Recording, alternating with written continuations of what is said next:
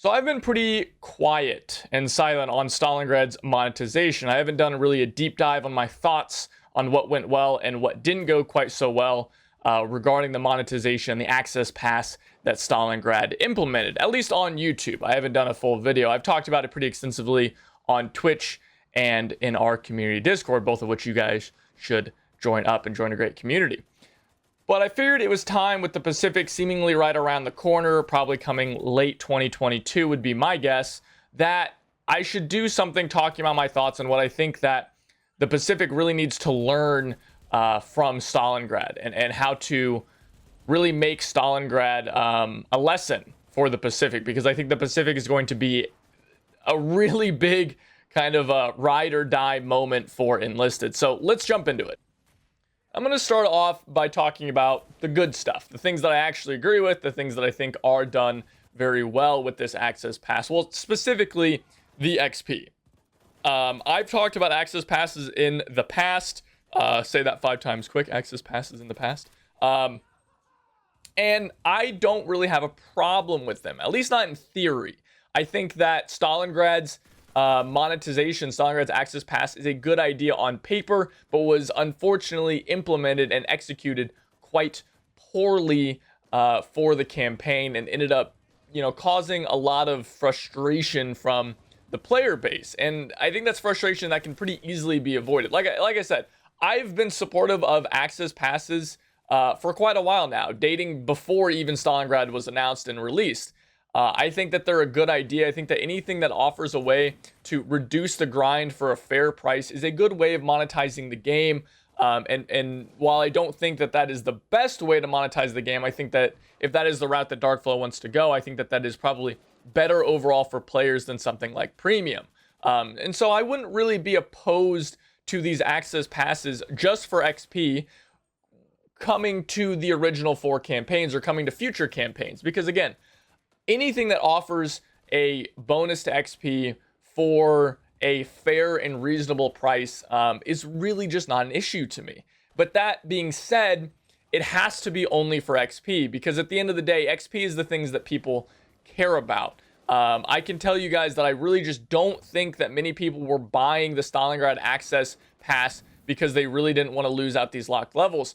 I don't think that locking those levels really increased sales that much, because again, the people who wanted to get that access pass are the people who just wanted to grind better. They wanted to grind faster. And so locking those levels and locking them in the worst way possible really just doesn't seem to me like something that needed to happen. It just seemed like it was this tacked on thing that was meant to drive sales, but in reality, more than likely actually hurt sales as a result of people like boycotting and refusing to pick it up just because they were so frustrated and thought it was such a scummy thing to do. And also probably ended up like raising the price of the access pass more than likely. Maybe I'm not, I mean, obviously I can't really comment too much on that, but again, I think that just having a lower priced access pass that gives an increase to XP is really, and maybe some premium squads, but not even necessarily premium squads, I think that's more than enough.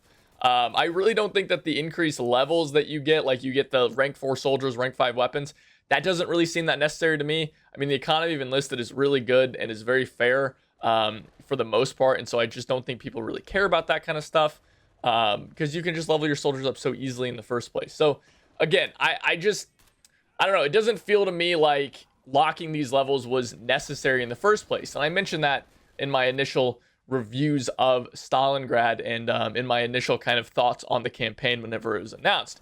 Now, all that being said, if for some reason the marketing behind the scenes really needs to lock the levels, and they really have to, which I, again, really don't think they do, but in the event that they do, for whatever reason, I would say that if you were going to lock these levels, you cannot lock them in the way that they are locked currently. Forcing free-to-play players, to grind out levels that they are not going to unlock anything is a horrible idea, and it has effectively killed Stalingrad as a campaign. Free-to-play players just don't want to touch it, and free-to-play players are the major, the majority of the player base. right? And as a result, if you have a campaign that free-to-play players aren't going to play, you don't have a campaign, right? You just don't have players for that campaign. Nobody's going to play it outside of whenever it gets some new unlocks. And then people are really just playing it for the completionist side of things rather than playing it because they enjoy it as a campaign. Because there's just no players, right? It's just shooting bots. It's playing PvE, and that's just no fun. Or at least not in the context of Enlisted.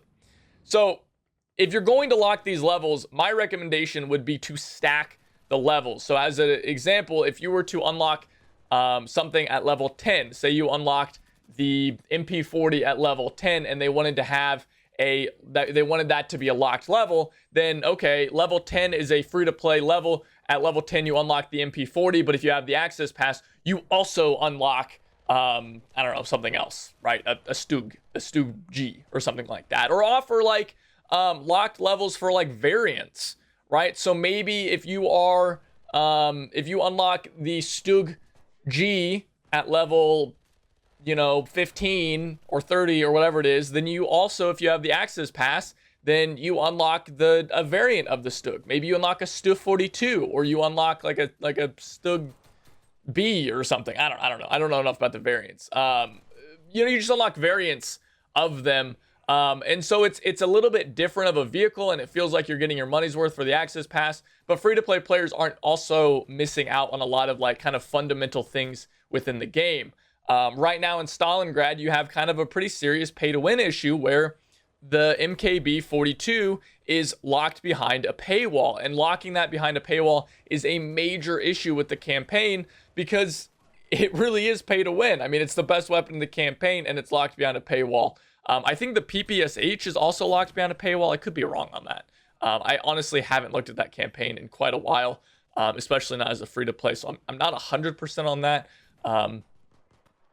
Anyway, there needs to be some care put forward in regards to locking levels if that is the route they go. And again, I want to say this again. I don't think levels should be locked in the Pacific. I think that is a bad idea. I think that it creates a poor campaign. I think it is going to push a lot of players away from the campaign.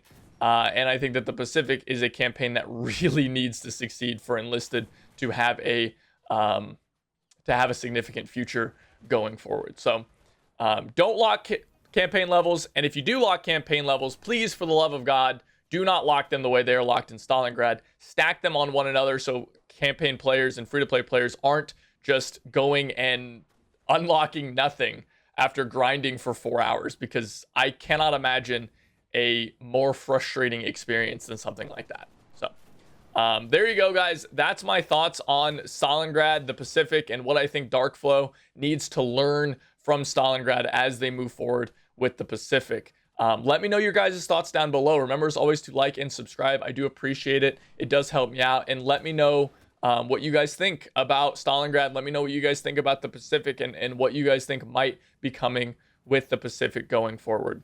But without anything else, guys, again, follow twitch.tv/HeyQuadro, join our community Discord, chat with me in real time, play some games, and I'll see you guys next time.